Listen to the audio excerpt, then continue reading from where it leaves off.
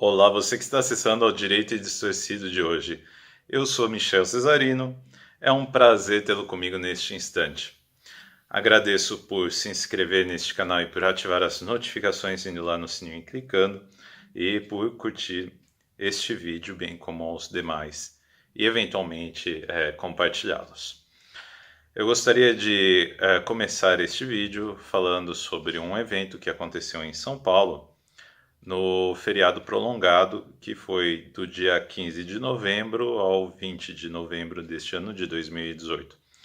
Nós tivemos uma ponte que cedeu cerca de 2 metros e, na verdade, é um viaduto, okay, porque passam carros ali, ônibus, caminhões, etc. e tudo mais que você pode ter em termos de veículos automotivos. Enfim, e esse sedimento, né, do viaduto foi de madrugada. Poucas pessoas estavam ali, foi uma sorte, não se feriram. O que aconteceu é que se trata de uma via importante que dá acesso a outras vias, bem ali naquela região da Marginal Pinheiros, então certamente vai causar uma série de transtornos em termos de trânsito e planejamento, causando certamente também o aumento do tempo que motoristas vão gastar para chegar a seus destinos. Por que falamos disso? Porque a forma como a Prefeitura de São Paulo começou a lidar com o evento, ela foi até relativamente boa, porque foi ágil, etc. Mas, por exemplo, até este presente momento, eles não haviam conseguido achar nos arquivos os cálculos, as plantas e tudo mais que seriam referentes à construção desse viaduto. E é importante porque eu não domino essa área de construção, mas eu sei que, por exemplo, há, em termos de cálculos, não é? A quantidade de concreto, o tipo de concreto que você vai ter ali, o tipo de estrutura que você usa, enfim, tudo acaba sendo calculado, e também há uma espécie de tecnologia da época que determina o tipo de construção. Então, certamente uma construção de hoje, ela tem maiores possibilidades técnicas do que uma construção que era feita antes. Por isso que é importante termos acesso ao planejamento, à construção que foi descrita nas plantas, nos planos de edificação e etc. Enfim, isso são papéis que foram perdidos ou foram conservados em um lugar que as pessoas não conseguem acessar e tem trazido transtornos. Eu, pelas últimas notícias que pude averiguar, fiquei sabendo que um dos engenheiros que trabalhou ali no planejamento da obra e acompanhou essa obra, ele foi achado, localizado, o engenheiro principal já faleceu. Enfim, e isso é grave, porque imagina, você não tem o autor da obra, você não tem a documentação, então você fica limitado a tentar adivinhar o que entra na composição dessa obra em termos de concreto, em termos de metal, que tipo de metal foi usado e tudo mais que se pode imaginar. Certamente, se você não encontrasse pelo menos uma pessoa para dar as pistas, não é? Você precisaria recorrer a perícias para determinar todas essas coisas. Então seria um tempo muito maior. A Prefeitura de São Paulo até que foi bem ágil na resolução emergencial dos desafios que surgem de um evento como esse. Agora a questão é, como lidar com o trânsito? Como lidar com as alternativas possíveis? Demolir ou levantar novamente para o nível certo, o viaduto, e tentar consertar. Enfim, o que fazer? Essa questão desperta uma série de outras questões e ela serviu para que eu chamasse atenção a isso. Planejamento. Como fazemos planejamento no Brasil? Perguntas. Será que estamos preparados para eventos absolutamente catastróficos, inesperados? Temos, por exemplo, duas usinas nucleares no Brasil, na região de Angra. Aliás, é uma região absolutamente instável. Até hoje eu não sei por que escolheram aquela região, porque, segundo já me informou um geólogo, em termos de solo é instável.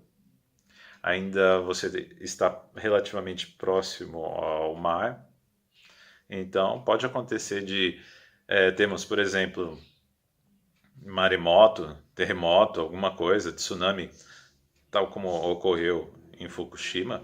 Que me garante? Você pode dizer, por exemplo, que o Brasil é formado de terras relativamente antigas, de um relevo já desgastado e está no meio de uma placa, então é mais estável.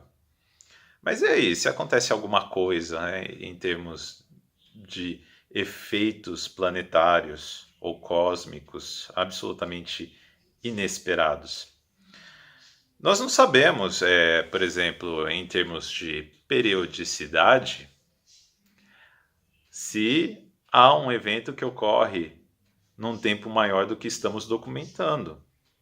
Ou seja, quem me garante que de 50 mil anos em 50 mil anos não há um evento cataclismático regular que ocorre na Terra, mas que nós não sabemos por não termos registro ou não havermos mantido registro?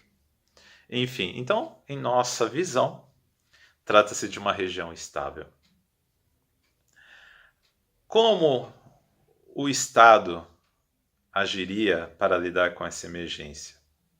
É preciso fazer cálculos, é preciso ter políticas para esses eventos, e, sendo sincero, nós não temos. Nós temos uma tradição de resolver tudo de última hora, segundo o que veio acontecer e segundo o que dá para fazer. Isso não é bom, não mesmo. Outro fato. Quando acontece uma coisa grandiosa em termos de hecatombe, eventos naturais, você vai ter a reação da população. Então, como eu vou lidar com essa população que está com sua vida rompida em termos de normalidade e habitualidade? O sujeito que não está dentro do hábito, ele tende a ter uma espécie de preocupação, um tumulto. Então imagina várias pessoas fora de sua rotina se deparando com um evento cataclismático ou catastrófico ou cata alguma coisa, não é? Enfim, eu não sei como lidar com esses tumultos. Isso pode trazer a ruptura do Estado, da normalidade do Estado. Enfim, cabe também se perguntar: será que nós temos estrutura para lidar com tudo isso em termos legais? Claro que não. Não tem uma lei detalhada de plano para regular o que vai ser feito em caso de tumulto civil, em caso de hecatombes. Não tem treinamento. Gente, não tem treinamento básico para as pessoas aqui no Brasil em termos de sobrevivência a eventos insurgentes. Então, por exemplo, caso de terremoto, caso de incêndio,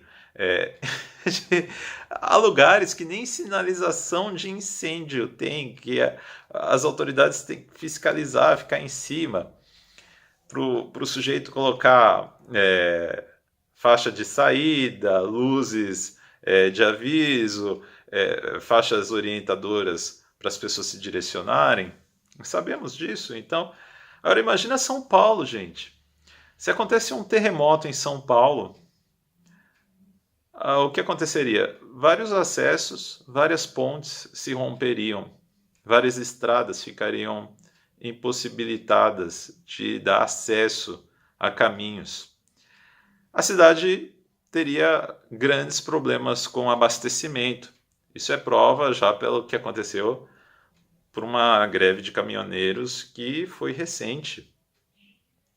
Começou a ter um desabastecimento da cidade. Agora imagina o que acontece, ainda nessa hipótese catastrófica, se também se rompe o abastecimento de água. E aí? Como é que eu vou fazer? População sem água, sem comida, sem acesso para se orientar de um lado ao outro e, portanto, para alimentos e outras coisas mais chegarem, coisas imprescindíveis à vida.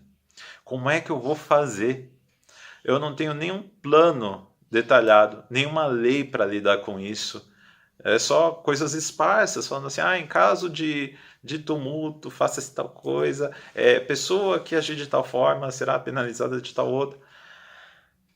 Enfim, ainda por cima nós temos que passar por órgãos, por exemplo, como o Tribunal de Contas do município, para fazer a permissão de liberar verbas para agora consertar ou dar início aos reparos necessários para esse viaduto.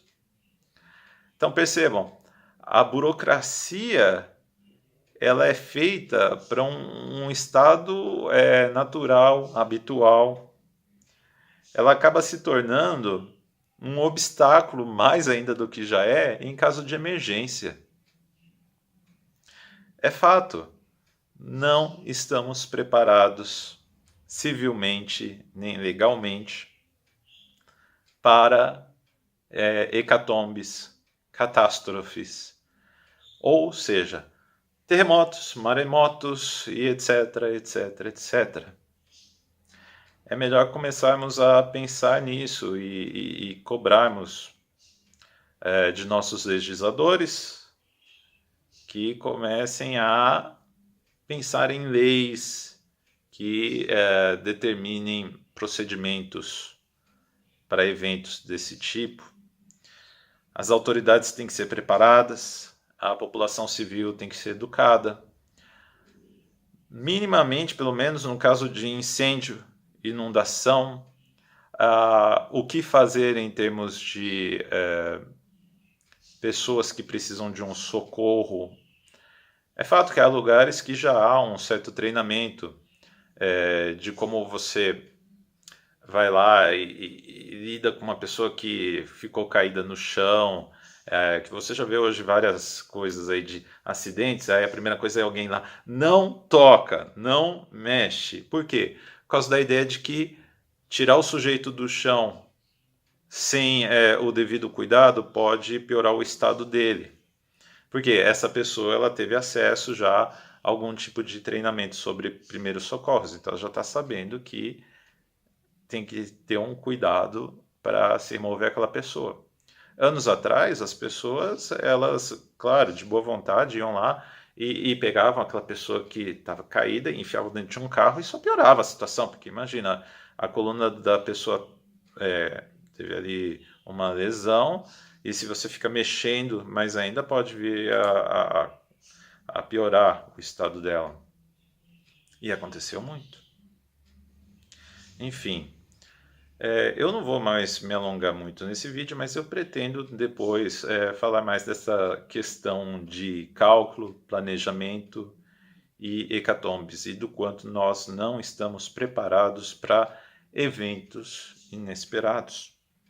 O hábito é uma cegueira, porque a segurança habitual traz uma ilusão de que nada vai acontecer em termos de natureza, em termos de população civil. E é fato que, se acontece uma hecatombe, os sobreviventes vão entrar num estado efusivo. A primeira coisa que acontece essas pessoas vão se revoltar, essas pessoas vão querer a todo custo se manter. Aí é muito fácil de a ordem constituída se romper. Os poderes de Estado, esquece. Pode até começar uma revolução por conta de eventos naturais. É muito fácil, gente. Bom, isso fica para outro vídeo. Grande abraço a todos e uma boa semana.